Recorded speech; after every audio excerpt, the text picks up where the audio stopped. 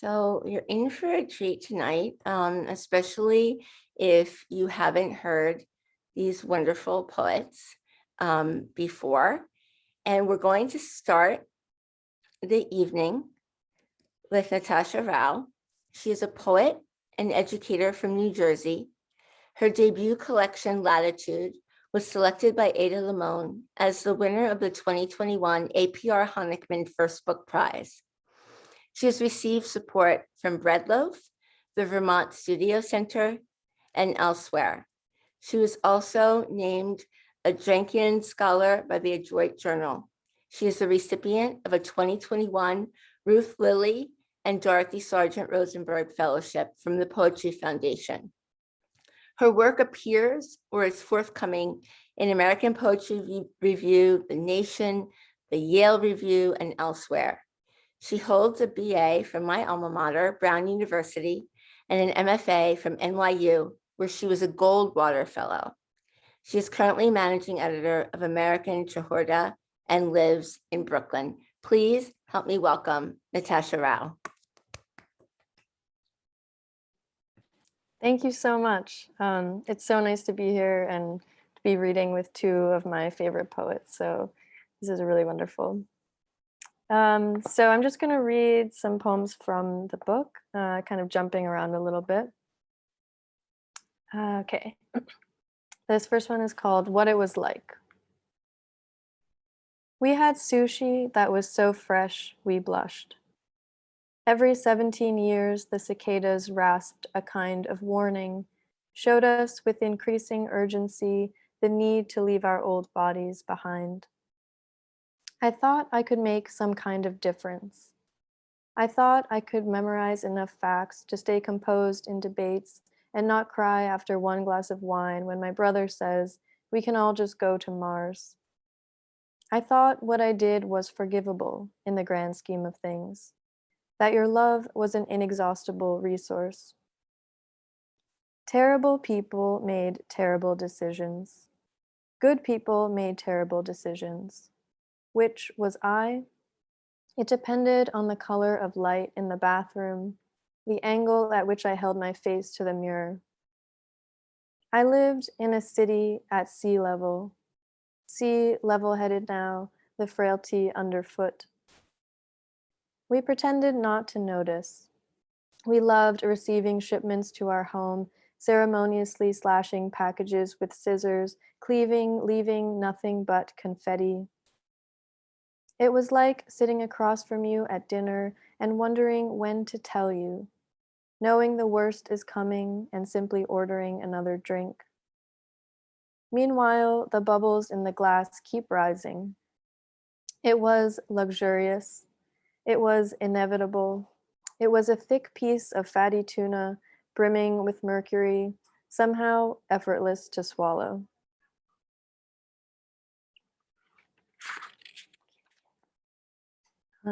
Divine transformation.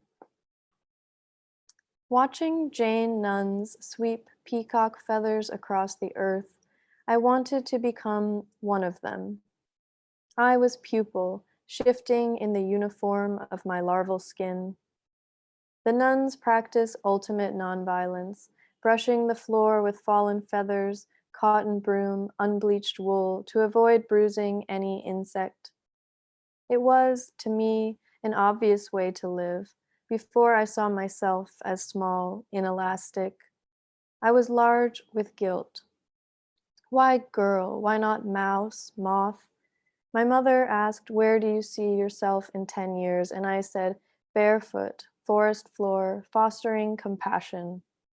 Wearing a muslin cloth over my mouth to avoid swallowing some winged thing. I didn't auspicate the apartment in Brooklyn, sponging blood from mosquitoes off my wall. Could not imagine I would cultivate a new cruelty, not just obvious roach spray and rat trap, but killing the unobjectionable, gnats and fruit flies who inhabit this arbitrary world for just a breath. Last week, I ate exclusively the unborn, salmon roe and quail egg in one luscious bite. The distance between what I thought I was and what I am grows, I could have been a kind of fly. I could have been kind. And the next one is called Fullness and Hunger. My father orders the crab croquet, and I am quick to correct croquette for the white waiter pouring water coquettishly.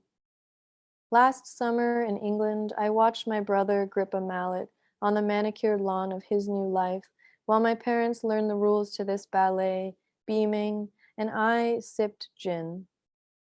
My father's face when he hit the ball through the wicket. My father's face now, the slipped grin. My father's face in my face. I can be wicked, I begin to say, but it sounds like crickets, it sounds like nothing at all, though both our mouths are moving. Okay, and then next I will read, okay, this is called In My Next Life, Let Me Be a Tomato. In my next life, let me be a tomato, lusting and unafraid. In this bipedal incarnation, I have always been scared of my own ripening, mother standing outside the fitting room door. I only become bright after Bloody Marys, only whole in New Jersey summers, where beefsteaks like baubles sag in the yard, where we pass down heirlooms in thin paper envelopes, and I tend barefoot to a garden that snakes with desire, unashamed to coil and spread. Cherry falls, brandy wines, sweet aperitif. I kneel with a spool, staking and tying, checking each morning after last night's thunderstorm, only to find more sprawl. The tomatoes have no fear of wind and water. They gain power from the lightning, while I, in this version of life, retreat in bed to wither. In this life, rabbits are afraid of my clumsy gait. In the next, let them come willingly to nibble my lowest limbs, my outstretched arm always offering something sweet. I want to return from reincarnation's spin, covered in dirt and buds. I want to be unabashed, audacious, to gobble space, to blush deeper each day in the sun, knowing I'll end up in an eager mouth. An overly ripe tomato will begin sprouting, so excited it is for more life, so intent to be part of this world, trellising wildly. For every time in this life I have thought of dying, let me yield that much fruit in my next, skeleton drooping under the weight of my own vivacity as I spread to take more of this air, this fence post, this forgiving light. Okay, let's see. The next poem I'll read is, so the third section of the book is a long series poem called Latitude with a bunch of different prose sequences. So I'll read a couple of those. So this is the first section of Latitude. Back then, I was committed to the color blue, felt moved to paint my walls, nails, furniture the same shade of teal. Now my body swells at the window with casual longing. Do you believe in saltwater gargling as a cure? At the gas station, I felt proud to specify it was the navy lighter we wanted. Often the bravest thing I do all day is open my mouth. On every beach washes up the memory of some other beach when I didn't evaluate my own body. Last night, Orion's belt filled me with dread because everyone I have shown it to has exited my life with no warning. Still, I couldn't help myself. The light was brief and obvious. And then the third section. Weekends, I went to the park and said aw at passing dogs. Not knowing the names of breeds the way my white friends did, I sat in an embarrassed silence while they discussed their preferences for Dachshunds and Dobermans. I knew the names of plants and trees and constellations, but kept this to myself, could never sit in a circle and change the color of conversation. What I liked was sitting in the passenger seat while a capable person found a place to pull over. The hyperbolic shooting stars. I marveled at heaven and the person and felt lucky I had found them, their unabashed turn signals and disregard for trespassing signs. I was light and fearless by proxy. The next morning, we drove further into the park, and, like a small, round pebble, a noise slipped from my mouth when I saw the geyser surge. The same mineraled gasp the first time I felt a man erupt inside me. All that giddy bubbling, grand prismatic, oh, it's so unearthly here on earth. And then I'll just read the last section of that. Immigration, the counter, not the act. I cannot determine what expression to make, which of my faces appears in the passport photo. You see, sir, I am searching for relics, in degrees north to south. Childhood was a civilization that fell. I'm sorry, I don't know how to answer your question. And I think I'll read maybe like two more. That time, yeah. Okay. This one is called, maybe I'll do three more. This is called Confessional Poem. Despite my efforts to remain indifferent, I hate that my boyfriend has dated girls with names I use all the time, like Summer and May. I hate that they have all been blonde, that they look like Summer and May. Petal soft, pink. I say, I can't believe April is over, and finally the warmest season, not wanting to remind him of their soft charms, not wanting myself to imagine summer's breezy laugh or May's gentle body unfurling around him. The first time I had sex with someone white, I felt he was staring into the darkest parts of me, so I did all kinds of things to make him close his eyes.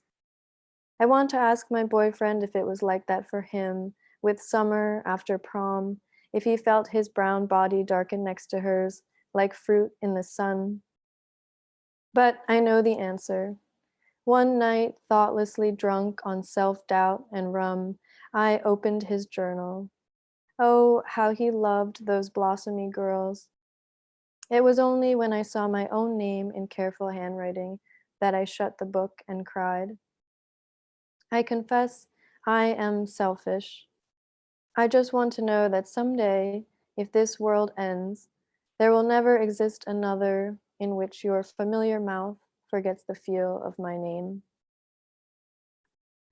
Okay, and then this poem is called Old Growth. Backward crossovers into years before, airy afternoons licking the wooden spoon, pouring soft blades of grass from a shoe, all ways of saying I miss my mother.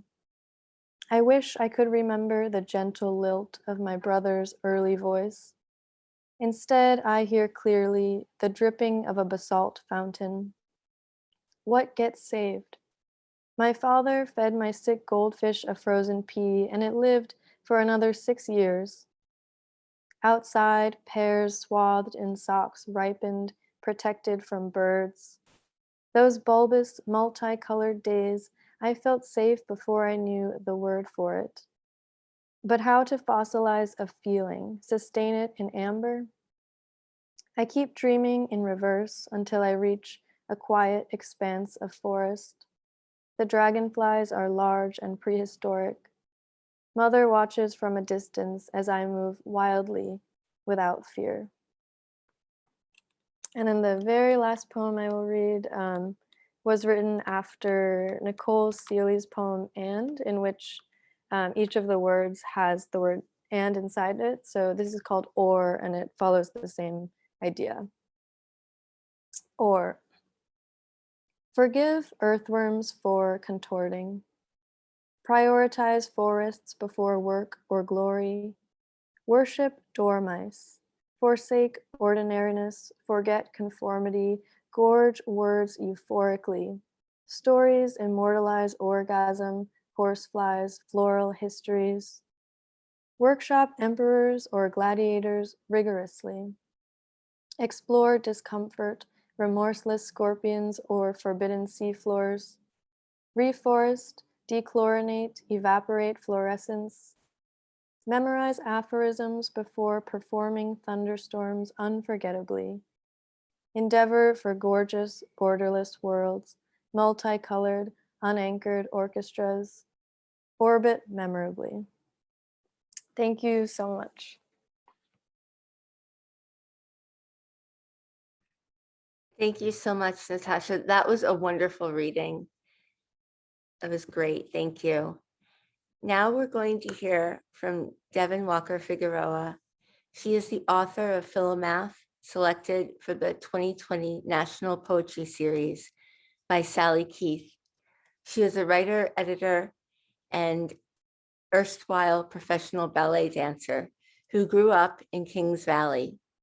A graduate of the Iowa Writers Workshop and the 2018 recipient of New England Review's Emerging Writer Award, she has published poems in such journals as American Poetry Review, The Nation, Poetry, Lana Turner, the Harvard Advocate, Ploughshares, and the New England Review.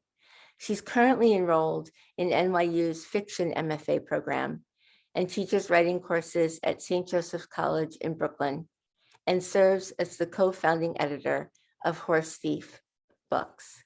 Please help me welcome Devon tonight. Hi, thank you, Natasha, for that incredible reading. You have such a sharp ear. Oh, it's so unearthly here on earth. My goodness.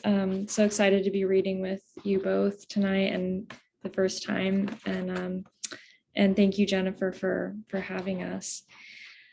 I'm going to read, I guess I'll start with the first poem in the book, which is the title poem. And it's a town name from Oregon, so it's pronounced a little oddly, Philomath, and it's short for the Greek word philomathia, which means love of learning. So, love of learning is what Philomath means. This side of a ghost town, what kids are here hang out in gravel parking lots and hunt pixelated deer at the woodsman. They break into gutted sanctuaries of timber mills, looking for places to leave their neon aerosoled names. And Philomath, Beg's Tires is the only place to buy new chains. Cherry trees the best price on feed, and Ray's has everything, from meds to milk to Lucky Strikes and pocket knives. The only outlet in Philomath sells wood, the kind that grows just here and in the Holy Lands.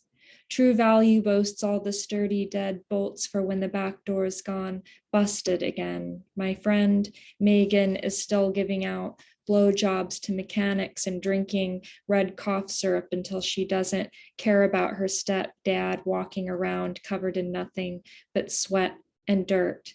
Me and you are gonna get trashed tonight, she says to me. Every night I ask my dad if Megan can move in, and he says 12 cats and 2 dogs are enough. In Philomath, I'd be lying if I said people don't get saved. Every week at the Nazarene church where Megan and I go to vacation, Bible school, and sing about going straight to heaven or down the hole, where the pastor slips nylons over our faces and tells us to suck pudding from a bucket just to show how far we'll go to be forgiven. We swallow it all, because this is how you get close to God in Philomath. When Megan's dad learns she's saved and he's not, he teaches her a lesson about being sorry and how God is not watching Philomath. On Monday, Megan's eyes can hardly open, and our school bans liquid paper and permanent markers and the word bomb because they could cause us to die before our time. Megan spends breaks in the bathroom, and I know not to follow her.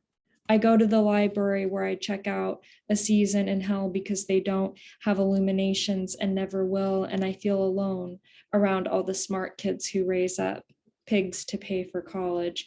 They belong. to 4-H and know how to sell living meat to the highest bidder. They get made fun of by people like Megan and me and the boys who only wear camo and talk about the beauty of a deer spitting up its life. And most anybody the teachers have given up on, which is nearly everyone. I care about Philomath and its love of learning bumper stickers that turn invisible under mud. Its historical society that hangs quilts over the walls of Paul's Place, where loggers get bottomless Joe, that documents every haunting, every sighting of a ghost. And Megan is still in the bathroom stall, learning what it means to be in Philomath for good.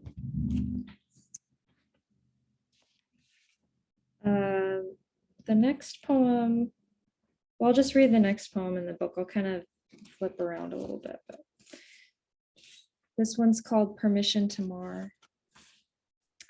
Outside the house is the sound of becoming, the churr of locusts, their low lying electricity in the field, their inhuman hum accelerating into a revision of silence. Inside, I write my name, the only one whose characters I know por corazón, and just by half my last, still incomprehensible on the wall, all jagged and majuscular, all orange storybook shade of flame and constant color I learn with light. Pressure behind the crayon's tip recalls my mother's skin tone, with more force belongs to the note E, according to the method I am learning. Consonant thrum of a slight string I touch in her piano's hull, highest space of the trebles F, A, C, E. I am wholly troubled as I scrawl in this new zone, perceiving I am me, and all I take in exists merely as this me, though without requiring me. Every you also a me, and this is so, and this is so, because I am allowed for this not loud second to be my mother's call for me when I slip out of view, string of letters permitted to mar her wall with my name. Golden. We are a kind of sick that takes saving up for. Every day, another deposit in a bedeviled account of history, the devil being my father's blood brother who's driven our lot far from real, town and school, and the possibility of being listed in a phone book, thick as Exodus. There is talk of changing our name to Golden, as if we were a family plucked from the pages of What a Jolly Street, pastel place where every daughter is blonde, petticoated and crowned in sausage curls, where every son possesses a blue bicycle and the name Jimmy or Tommy, anything ending in me. My sister, who goes by Joey, says the house is suffering from a curse, the kind that holds a soul to soil, says a figure nightly flickers by our gate, a woman who runs at breakneck but doesn't move anywhere. When we moved the first time, it was to a town known widely for its wild drug fest called Country Fair. Once at its local diner, Our Daily Bread, a wide-eyed woman clothed only in blue paint sat one pew over, ordering stinging nettle soup, and no one batted a lash. But I would take blue stoners any day over ghosts that don't know they're ghosts, but keep reminding you they're failing to move toward light. My mother has been known to arm herself at night, tiptoe in her nightgown down the hall when the back door slams and sourceless footsteps begin falling toward us. After Toro, our pit bull, got a blood brother's bat to the head out by the well, we promised ourselves we were capable of killing our kind.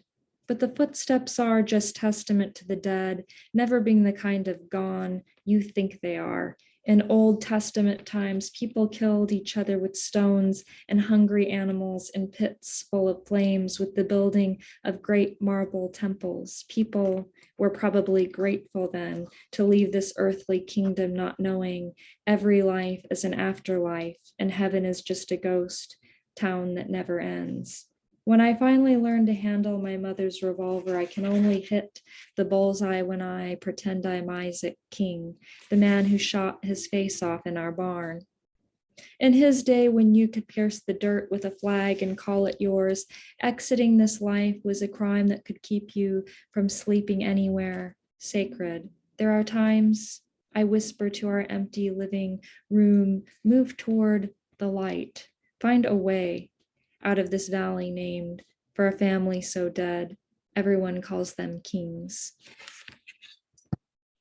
I'm actually gonna read, skip ahead a little bit and read a poem I haven't read at a reading before. It was one of the later poems that I added to the collection.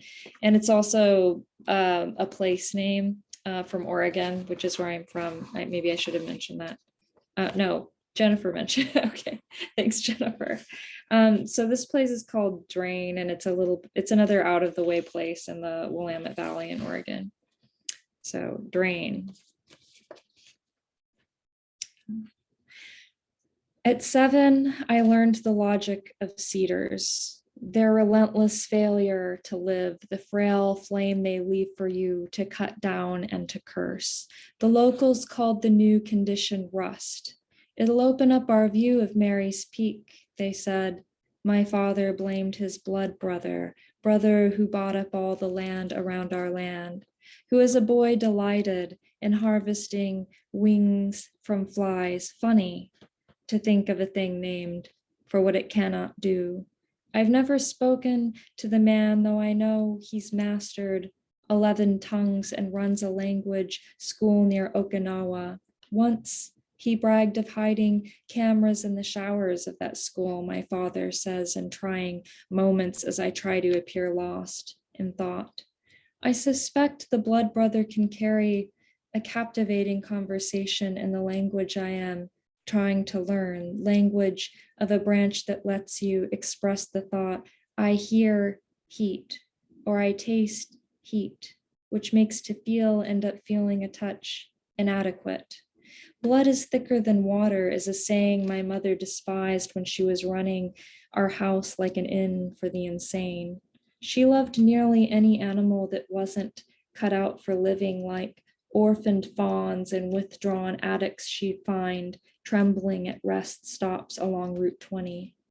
Like cedar waxwings that mistook glass for the space that lives behind glass. Under the last incense cedar in the backyard, we had a whole boneyard of birds, Toby, Thelma, Obadiah. We didn't know their sex. We didn't know why they camped all winter long when they had bodies that could carry them someplace warm and somehow full of promise.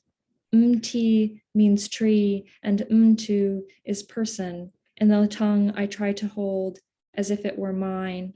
In the tongue I was born to, I was to be called forest, but then I wasn't born, a boy, and you can guess the rest of the story.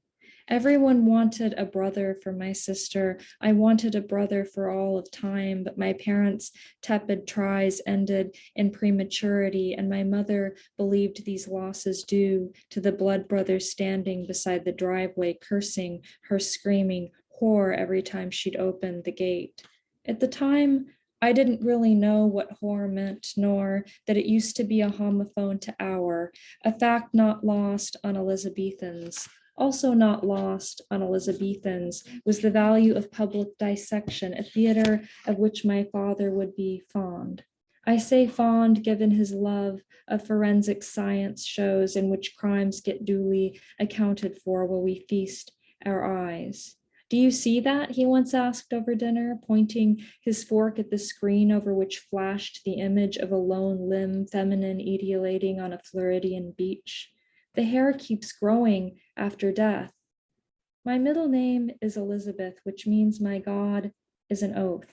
So is my mother's, was. So was her mother's, and such is my book of numbers, so full of aimless begats. According to Psalm 92, the righteous shall flourish like a cedar of Lebanon. I always assumed the word shall meant in my lifetime, that is, when my life was a rehearsal for eternity.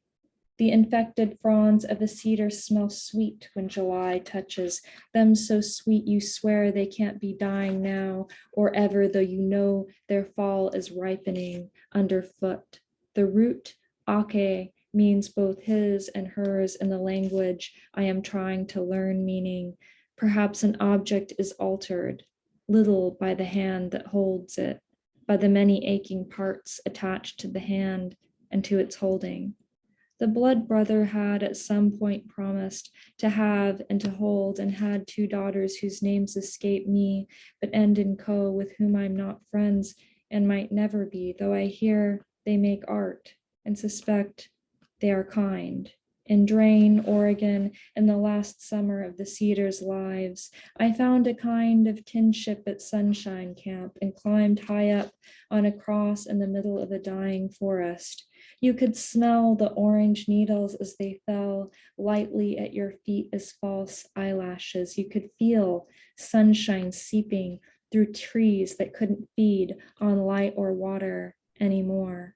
In the game, my number was called, meaning I was to be crucified, and a boy I wouldn't exactly call my neighbor squeezed a ketchup bottle in both hands and whispered, "Don't forget to shout, forgive them, Father, because they don't know what they're doing, and don't worry, Dee. It'll be so quick and just like getting your blood drawn." I said, "I won't forget." So I'm going to read the last poem in the book. It's called Gallowed Bee, and it was originally a villanelle, and then it got relineated and changed a lot, but I think you can kind of still hear it in the bloodstream of the poem. So anyway, Gallowed Bee.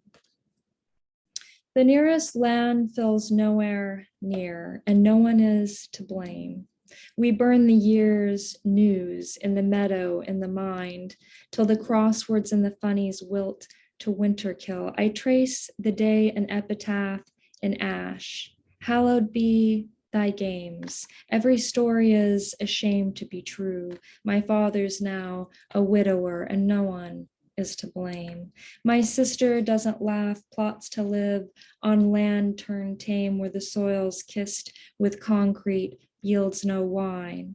It's all the same to me if we winnow, if we win. I tell myself the story that I'll visit distant cisterns, let their sallow walls win me over, lift my low life and lowly frame of mind.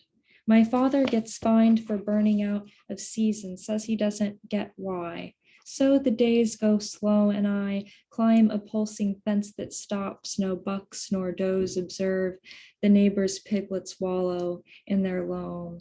Still, the world is wide if the hymnals hold true, and every beast has a mind to get loose from a valley fallowing toward fowl. My sister braids my waist-length mane, says this place is lame. I try to tell her no one is to blame, but the sky is so hollow it swallows every name.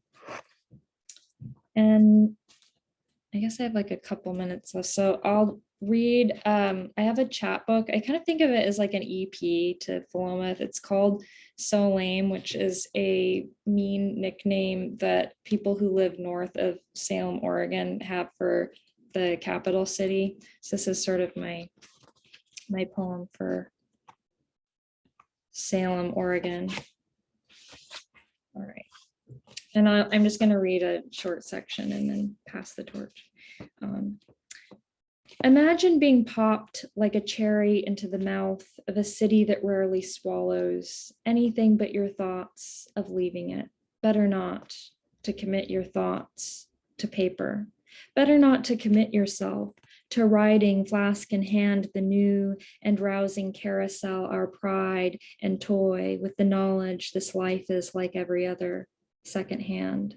I orbit on my hand-carved mare, a mirror on which faces flash, and understand my being here among the innocent and amputated syllables of a holy land means someone else has been picked by a ticking hand to exit the state or stage or ride whatever and never talk or walk again. It's called beginner's luck, and as luck would have it, I'm one of the only people I know who's got a job during this never-ending depression. Call it a break, this shaking up a corpse reviver, 2 for table 1, this burning wells, restocking bitters, counting down tills that come up eternally short, splitting tips and hairs and headaches, this sweeping up the aftermath of love made breathlessly in a bathroom stall, and all you can do to get a breather and so lame as to draw 10 minutes worth of smoke into your still young lungs as you observe a florist line his dumpster with baby's breath, because not enough people got married or buried or turned 15 today. While you, as in I, exhale, we hear someone yell in the alley, I was all, no way in hell am I driving myself. Well, the wind makes the sneakers suspended from the power line appear to be headed places, the wrong way, namaste. Thank you. And yeah, can't wait to hear Sandra read.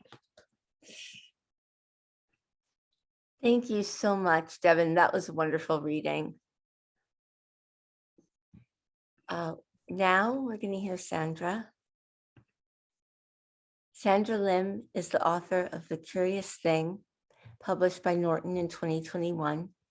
Her previous books of poetry are The Wilderness, also published by Norton in 2014, which was the winner of the Barnard Women Poets Prize and was selected by Louise Glick, and also Loveliest Grotesque, published by Corée Press in 2006. Her writing has appeared in a range of literary journals, including the New York Review of Books, Poetry, the New Republic, the Baffler, and the New York Times Magazine, among others. Her honors include a 2021 Guggenheim Fellowship, a 2020 Arts and Letters Award in Literature, the 2015 Larry Levis Reading Prize for The Wilderness, as well as residency fellowships from McDowell, the Vermont Studio Center, and the Getty Foundation. She's an associate professor of English at the University of Massachusetts in Lowell, and also serves on the poetry faculty in the Warren Wilson College MFA program for writers. Please help me welcome Sandra Lim. Thank you so much, Jennifer. Thank you for having us to read here tonight. And thank you, Natasha and Devon, for those wonderful poems. It's really beautiful, beautiful landscapes and poetic interiority. I am going to read from my latest book, The Curious Thing. And I'm going to start with the first poem in the book, which is called The Protagonists. At one time, I asked for everything. When I saw how my love was squandered, I would secrete venom. But now I sing of the fat, sleepy little censor who has replaced me, whose disappointments create the life of the house. What does the human heart love? To go, to have so far to go in deepest night. The challenge now is to convey the supreme gaiety of the heart. It is a stone flung from a volcano.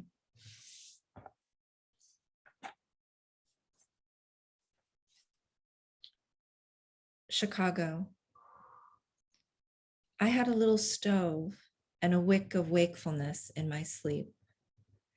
In the mornings, I heard the train roar and go up into the center of things. I circulated thoughts like, I will always be restless for crowds and lights and noise. I would take long walks and say to no one when I was first married. I saw all of Louis Buñuel's films inside of a week. The darkness was delicious. I could always almost smell it. I wasn't young, I wasn't old. I was still nibbling at what lay before me. And later, when I didn't have the energy to wait out the days made unalike only by the fact of the seasons, I planned a few things too.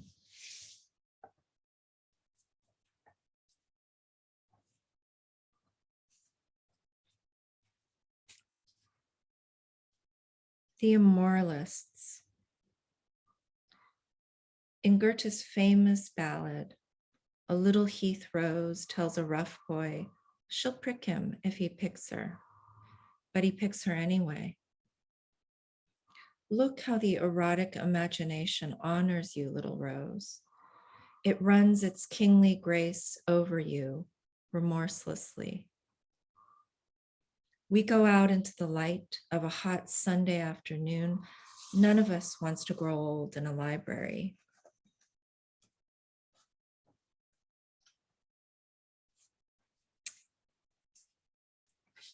This next poem is called Spinoza Says. He who loves God cannot endeavor that God loves him in return. Do you know, I think the cool silver of this is hard to live by. When there is anything you want very much, you are making up a story all of the time of how you will get it and how it will be. You want the love of God and the human sort, a big treasure and a little treasure. I wonder if you're like me, a touch affronted by your own underlying avidity. For now, it is pleasant to lie on one's bed, chronicling everything in ice. Though the hyenas in the room and the real flowers, these things take some of the innocence out of the day. Want in a person is like hunger in a dog, Spinoza probably would not say.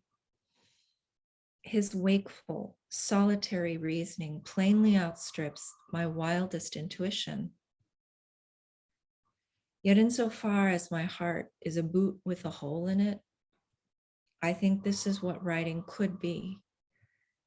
What he calls nature, an existence no longer born as means or ends.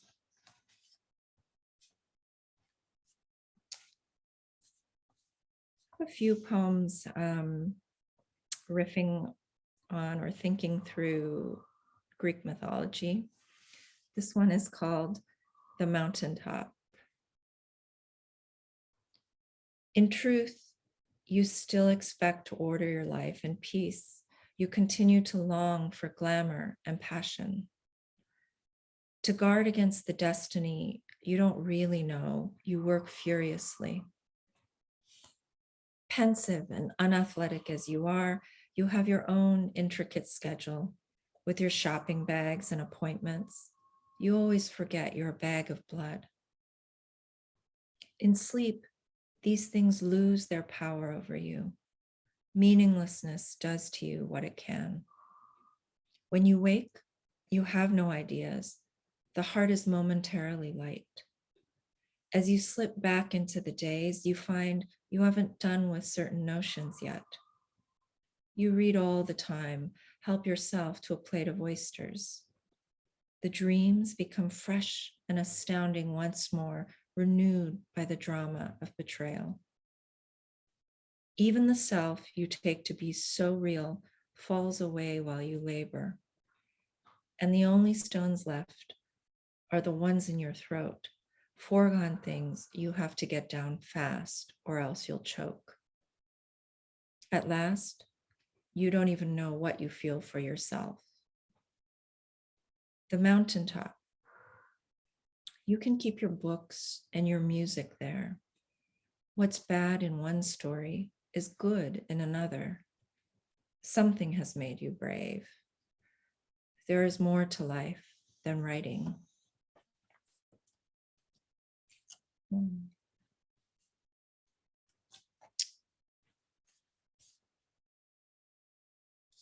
Another place poem. This is called San Francisco. My older neighbor on Rose Street once showed me the contents of his rent-controlled apartment, just up the stairs from mine. He was a hoarder, living in a state of tragic grandeur that his circumstances did not entirely support. Recurringly, his latest boyfriend would flee from him.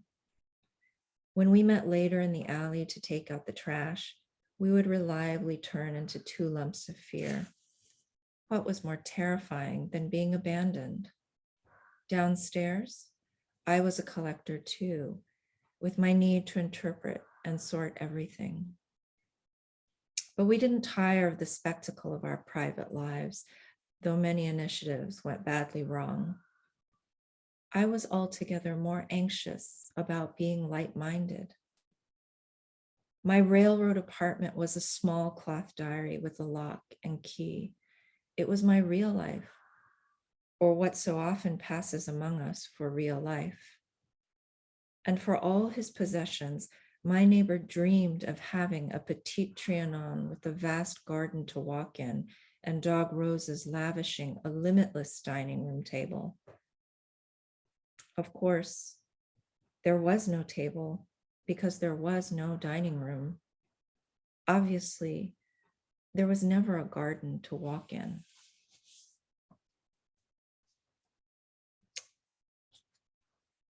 I read now a poem. This is called The Absolutist. My grandmother ran her own business in Seoul, an average yet busy lunchtime canteen near the center of the city. I can see her waiting for beverage deliveries, scrubbing down sticky tables, enduring the smell of ripe garbage in the summers. She always emerges from the building late in the day, dark and slim, and walks home like someone floating down the Nile. She took up with a careless married man while death was eating up most everything around her. No one can tell me if it was a love match or if this was frankly a more pragmatic way to live. I like to think she read whatever she wanted while she ate alone, that she was thrilled with the stillness at the end of her nights. I daydreamed that she was an enchanted yet distracted mother. She died soon after having her last child. In every photo, she turns away from the camera. Cover anyone's face, and changed circumstances take up the burden of narrative. She was said to be guiltily pretty and took chances. Maybe she was shallow. I tend to believe she was clear with herself, that she was never worn away. I never can picture the food itself at all.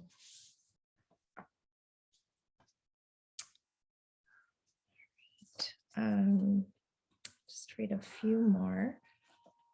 This next one is another Greek myth poem. This is called Classics. Actaeon turns into a stag, I say, as I spear the fourth oily olive on my toothpick. He saw her nakedness, which was appalling in the way it tested the air around it. Then come the hounds with their complicated names, the baying and the lurid viscera. Down this road, we can scarcely follow in words, but I always feel the clothes newly on her back and the low calm that comes when bad temper is spent. He is inhumanly excited.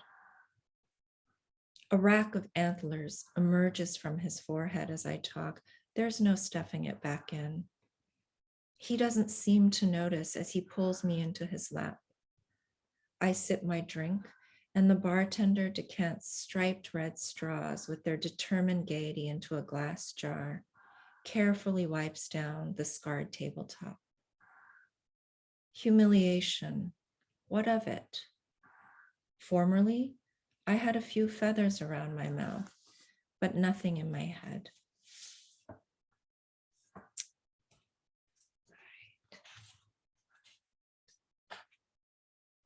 And I'll end with two poems. This penultimate one is called Endings, actually. Endings. The story has two endings. It has one ending and then another. Do you hear me? I do not have the heart to edit the other out.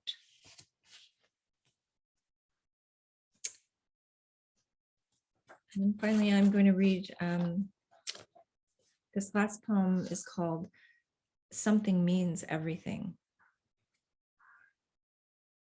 I had a long and mysterious fever when I was 4 years old.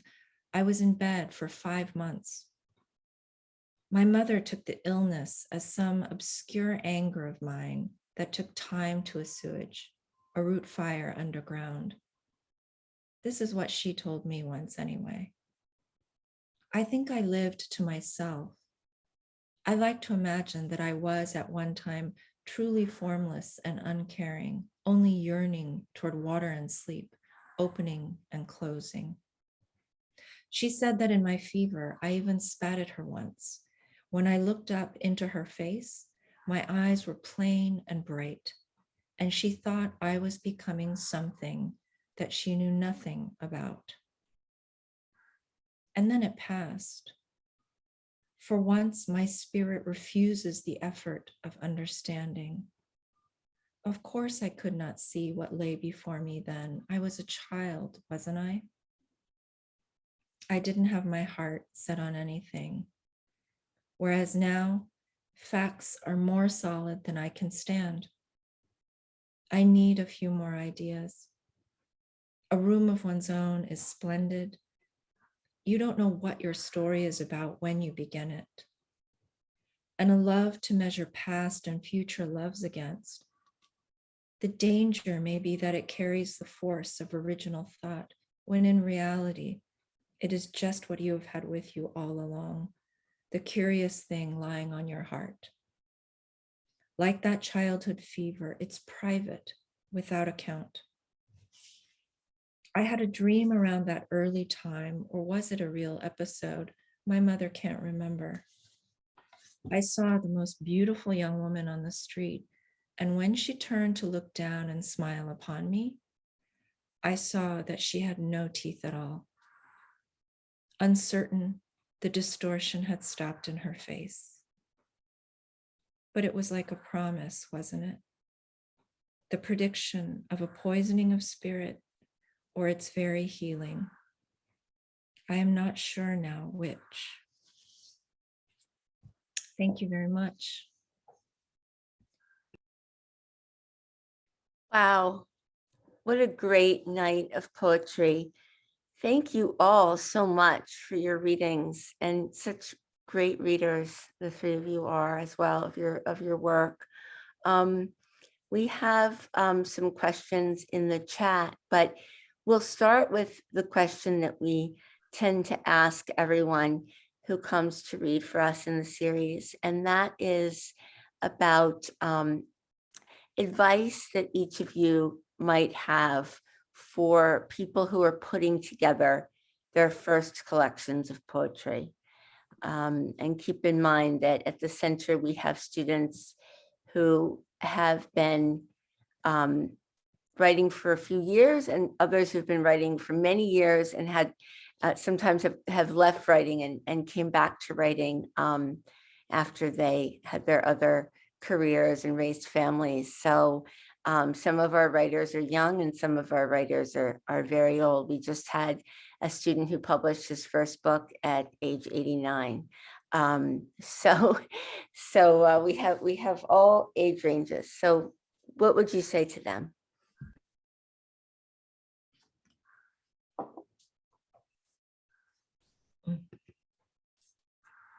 I guess I'll start. I guess one of the things that I would urge people putting together a first book to maintain is that sense of privacy when you're drafting and editing. Like sometimes it's like you get a few poems published and then suddenly, you imagine an audience there reading. It's like I think that can be really kind of a sort of weight or a sort of burden, the anticipation of the being read. And And I think it's really helpful to tune that out. I guess that would be one thing. And then the other, just like, I guess generally, you know, it's like everything you've experienced is of use to you when you're writing, you know, so like if you're ever kind of up against a block or something, just remember that. That the poetry is big enough for all of that and flexible enough to accommodate it. Sorry, that's all I've got right now. I would also say, kind of in line with Devon, what you were saying about privacy. One thing that I really believe in is sometimes when you're very conscious that you're putting together a book, I think it can be very tempting to have, because you're thinking of it as a project or a whole thing entire, to sort of put in filler or connective tissue perhaps. So I think just to respect the fact that the strong poems will hang together because they're coming from you and your preoccupations. That I always think of like a magnet and like paper clips and see kind of what are the things that really come together kind of naturally, rather than having maybe the will or the conscious mind being so careful about here, this goes first, that goes next, kind of a thing. Yeah, I would also just to kind of echo what both Devon and Sandra have said. I found myself really fixating on trying to figure out what the maybe like cohesive through line was, or you know, a sense of narrative. And then I had someone just tell me, like, you know, if you put this poem next to this poem, it's going to work because it's your voice and you don't need to obsess constantly over, yeah, exactly, that connective tissue, or trying to make it this sort of perfect arc that reads in some sort of order. And so just kind of remembering that you have that freedom and that people will make meaning where maybe things that you didn't intend, it's still going to sound like one cohesive body of work, and it's your voice, your book. That's what I would say.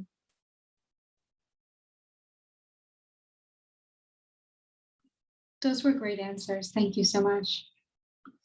And another question that we like to ask poets is, how do you feed or nurture yourself as a poet when you're not writing?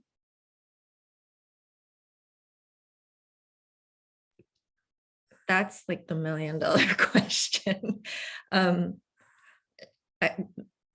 I just sort of laughed because I feel like part of the project is trying not to go crazy, or go crazy with anxiety. But I think like a lot of people, I tend to try to just read a lot, but not necessarily other poetry, just to kind of be very Catholic in my tastes and genres. And I find myself, having finished this book, the other day, my friend laughed at me because I said, you know, I'm listening to music again, as if I discovered this thing called music. But it was sort of like I could hear it again, or I find like parts of myself like opening up. And I think it's that just part of filling the well again. And, you know, sometimes at different stages, you get a little mercenary about it. You're like, I'm going to listen to this or go here or do that for X, Y, or Z. But I do like this time where I was like, oh my gosh, music, this amazing thing. It's like I forgot about it somehow. That's what I do. Yeah, I read a lot, try to consume other media, movies, music. And I also just have to kind of remind myself that time where I'm out, like living, doing things in the world is going to probably find its way into my poems later. So just to forgive myself if I have a period where, you know, I'm not writing, but I'm going outside and doing things. So I just kind of have to remind myself that it all will come together in, you know, whatever period I'm in my life.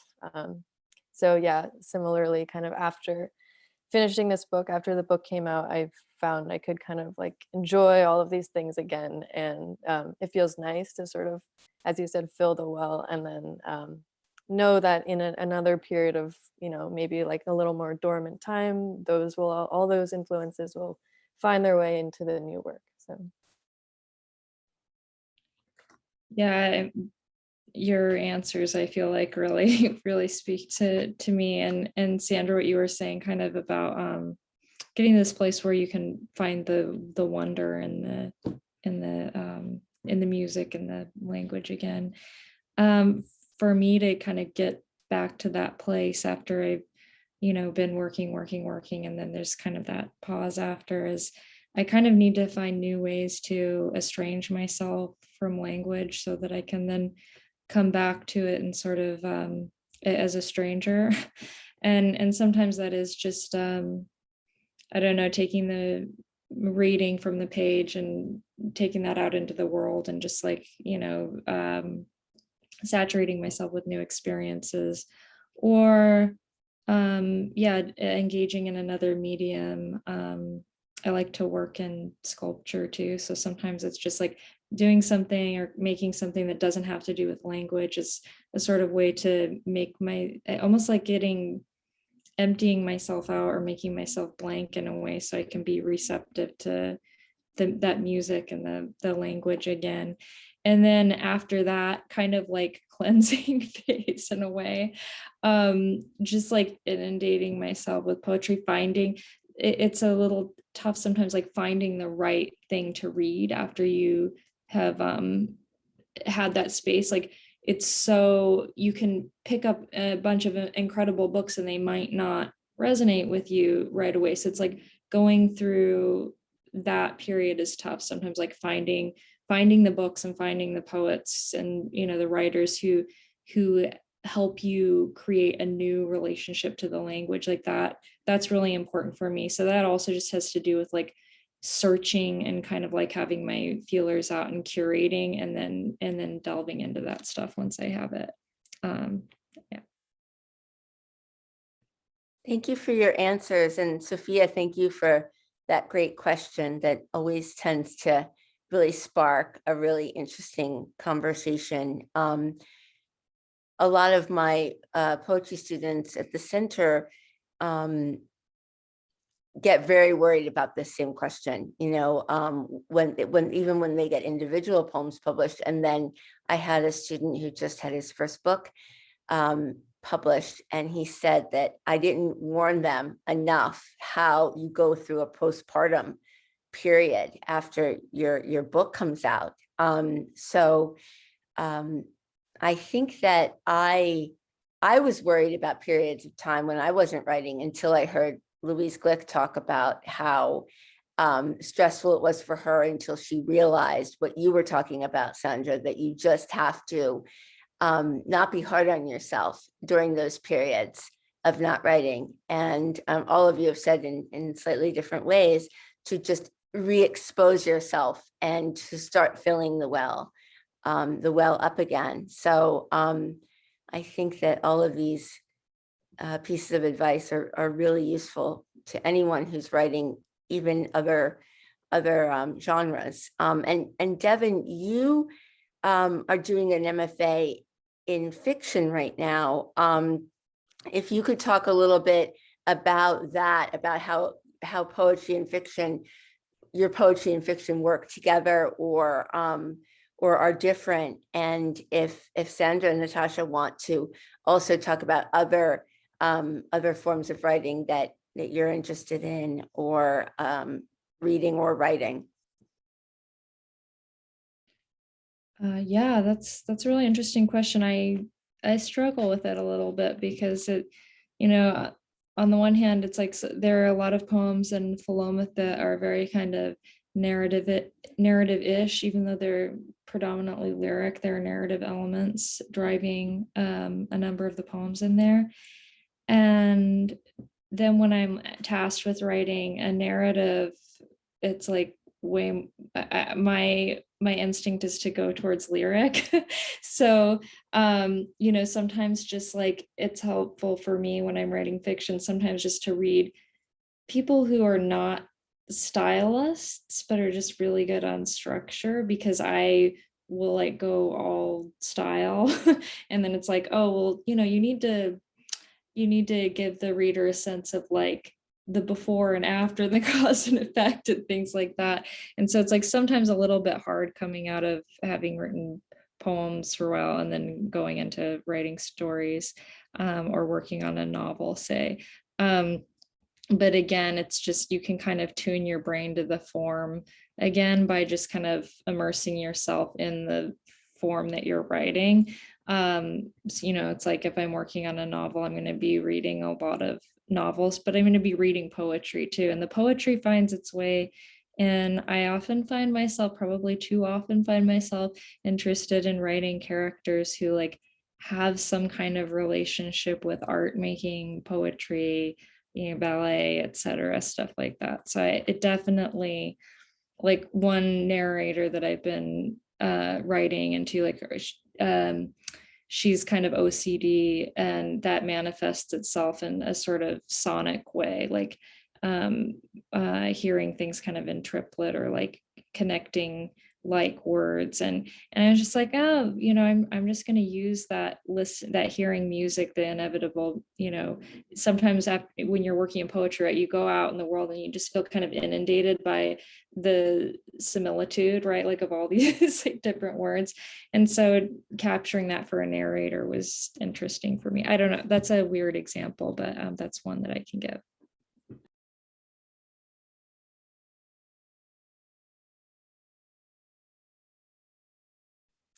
In terms of, yeah, other forms of writing, I actually have been having kind of a hard time with writing poems again after the book, just because it feels like this enormous sort of like blank slate all of a sudden starting new. So I've just been writing a lot of prose, which I hadn't really done in the past. And I'm finding it just really helpful to be writing, but not like maybe in a month I can start writing poems again. But right now I'm kind of like, I think my brain is afraid that I'll write a poem that I'll regret what didn't make its way into the book or something like that.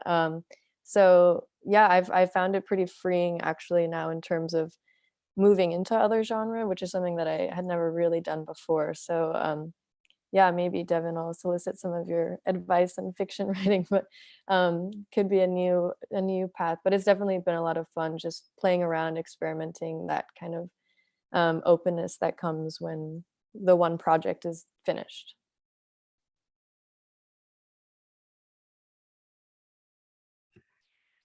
I've been actually, I'm actually teaching a course next semester. Usually I teach poetry workshops, but I'm teaching a course on creative nonfiction actually. So I've been reading, I mean, I love essays generally anyway, but it's sort of a different mindset to have to go into it, creating a syllabus and kind of looking at it as a genre.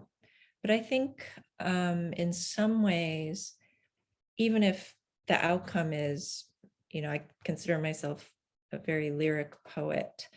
I was just thinking when I sit down to write, I have this sort of platonic ideal that I'm not in any one specific genre. I mean, not that I'm deluded that I'm writing a novel or something.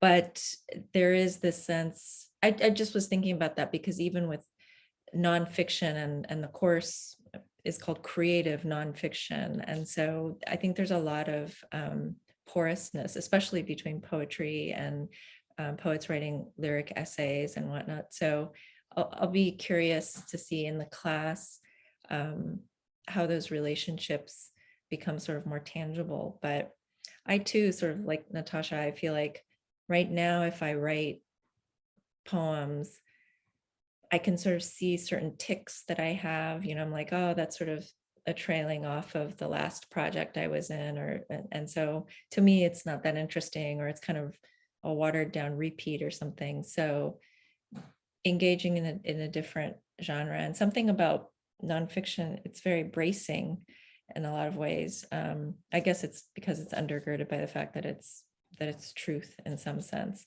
has been very helpful. Thank you for that. Sandra, I know that you mentioned music, something that lately has been filling your well, in your words. And I know, Devon, you mentioned that, well, I think all three of you really have just touched on reading genres of writing besides poetry. And I think our audience would be very curious to know more specifically what's been filling your well, what music and what authors.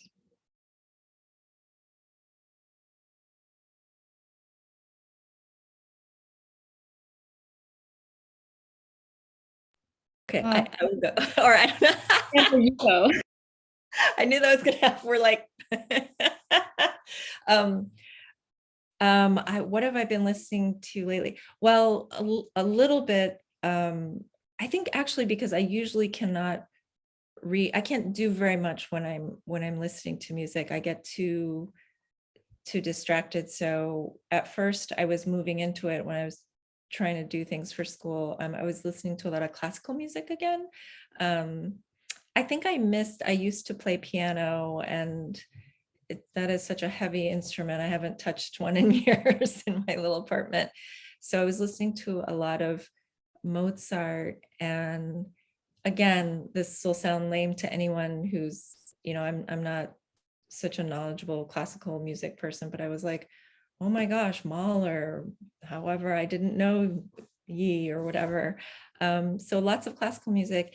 And then in the other direction, a lot more, I guess, folk music. I was just listening to Emmylou Harris again, and Steve Earle. It just something so plangent and wonderful in that direction. Those are some of the things that I've been listening to. And while I have not been viewing this, I just so I'll remember to bug Devon about it at a later date and time. I am so enamored of ballet, and I had no idea that you were a ballerina or once was a ballerina or a ballet dancer.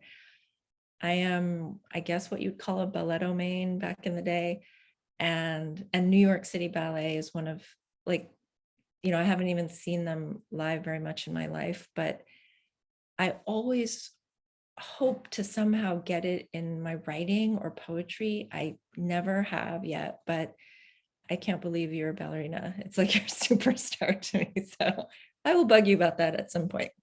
Well, it's so interesting, to talk about like getting into the writing, because it's like I always wanted to write like ballet reviews, and I'll go to the ballet, like I'll go to like an ABT performance or New York City Ballet, and I'll like take the notes and be watching, and then I like never write the reviews. Like I just like have all these notes. So yeah, if you figure out how to get ballet into your writing, let me know. I have it in some poems, but yeah. To answer the question, since I'm talking, I'm gonna like go listen to some Mahler after this.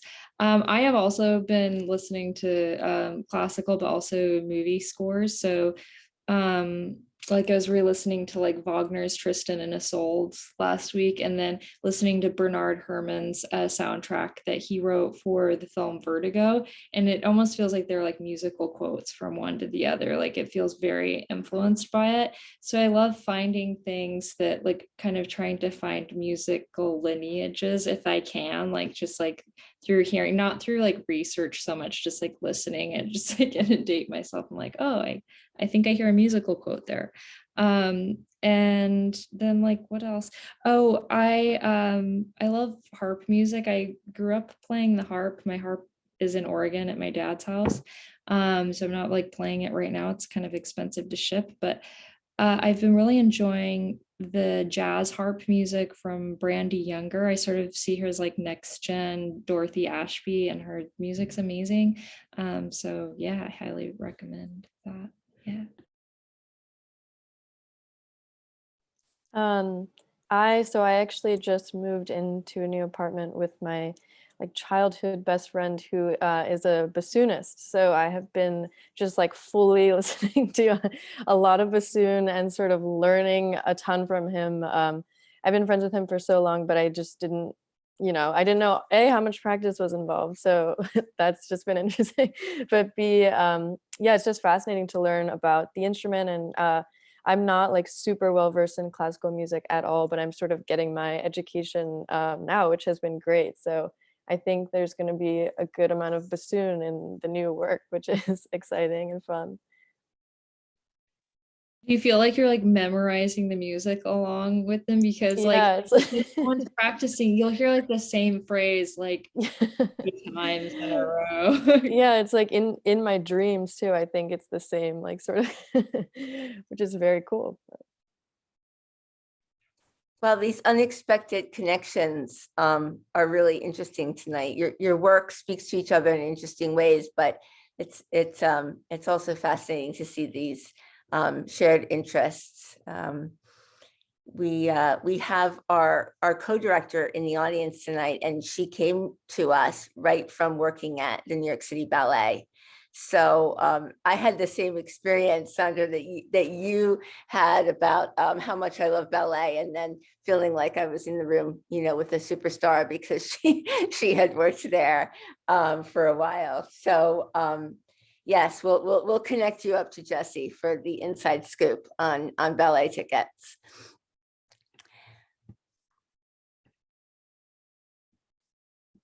So I guess it's my turn to ask probably what will be the last question for us tonight. And I guess that to circle back to advice, to students in terms of getting your work out there. I mean, you're 3 poets who your work has been chosen by some of the biggest name people in the poetry world. So how has that shaped you in terms of going on to do your work after that? I mean, I know Natasha and Devon, these are your first full-length collections, so you're talking a little bit about that. But if Sandra, if you maybe want to start out answering that question about what it was like then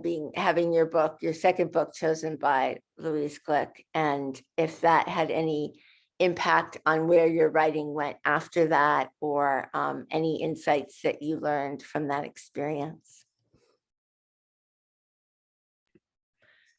I mean, it was so, I thought I was losing my mind when I found out that Louise was the judge. And it was a wonderful experience, both as a poet and just as someone, well, as a poet, as a person. And also, I think she's such an amazing, I mean, I have never been a student of hers, but I so admire sort of her attitude, I guess, towards poetry, towards poetic making. I mean, everything, because of course I was very intimidated to meet her. And one of the first things she told me was, it is your work. I have some notes and things like that, but I felt like she was sort of saying, you have to be brave enough to be like, to use your own instincts, and to trust yourself. And what I admire so much is I feel as if we were basically, you're just trying to serve the work. There's just like no ego. It's really, that's the best thing. And I guess it's what people feel when, they talk about like making something, whether it's poetry or sculpture or, being an engineer or something. You're so absorbed in the process. And so that was really wonderful. I think the only thing now is sometimes when I'm writing, it's not that I write with like Louise as the reader or something in mind necessarily, but the standards are high. Like I just feel like every now and again I'll be like, well, that's a little thin, isn't it? or that's slack probably. But I think it could be, I mean, I admire her work so much, and just her attitude, I guess, like you were saying, she has many essays or conversations where she's saying you have to, if you're that kind of writer where you have long periods of silence, to be a little more at home with that, because you don't want to just write whatever or the good enough poem just to be published or just to be out there, and to kind of have the patience, I guess, to wait. Although I say that now and again, I'm still already anxious. I think that's just normal, I suppose. But yeah, this just great. I mean, it sounds so almost old-fashioned or romantic in a way, but just serving the work. I don't know. I think that was the best sort of example or piece of advice that I could get from her. I mean, sort of unsaid and through all the things that she did.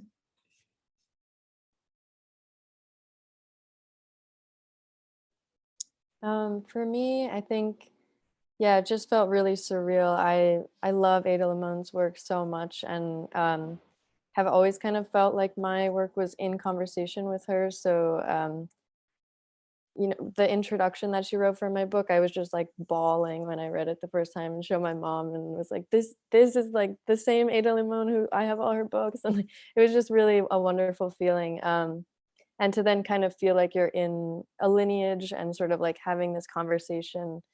And yeah, I mean, maybe not really in terms of writing, but just from her, she was so generous in what she wrote, and then gave me like her email address, and has been so warm and like gone way beyond what she needed to have done just as a judge for a contest. So that sort of was really wonderful for me, and I think going forward is something that I would like to, in turn, when I get to a stage like that, I would love to just sort of emulate that model of generosity. And yeah, it can feel like a really scary, like poetry world that, especially when you're sort of just stepping in. But I was just really taken with, the level of like kindness and openness, and just all the amount of time that she gave me. So that is something that I really admire and want to, and learn from her as like a model of what I would like to do. Yeah, both those really speak to my feelings too. I think one of the things that made it so significant to me, that Sally Keith selected my book, is having read River House, which there's such a powerful and honest, like elegiac impulse there in those poems. And there are a number of poems in my book that they're sort of like elegies that come at it from an angle. They're maybe not like pure elegies, but I think there's a way in which, when you're writing elegies for someone you care about very much, that there's always the fear that you're a fraud, or you're getting it wrong, or that you're doing some kind of disservice or altering the, I don't know, like. And to have someone whose elegies were so honest and affecting to me, to kind of have her connect with the work that I was doing, I think it was, I guess for lack of a better word, validating on a kind of spiritual level. So yeah, and I don't think I'm far enough removed from that happening to really know how it's impacted me yet, but I'll get back to you on that. Thank you. Thank you so much. This has been such an incredible night of poetry and discussion about craft. We're really grateful to the three of you for everything that you shared with us tonight, and for your openness and your generosity, and for your work, which is so fantastic. Thank you for being here. We will save the chat and we will send it to you. And you have an open invitation if the three of you would like to ever come teach a one-day class at the Hudson Valley Writers Center, or for us on Zoom. We would love to have you. Thank you for everything, and thank you to the audience for being here tonight. we'll see you back here in 2022.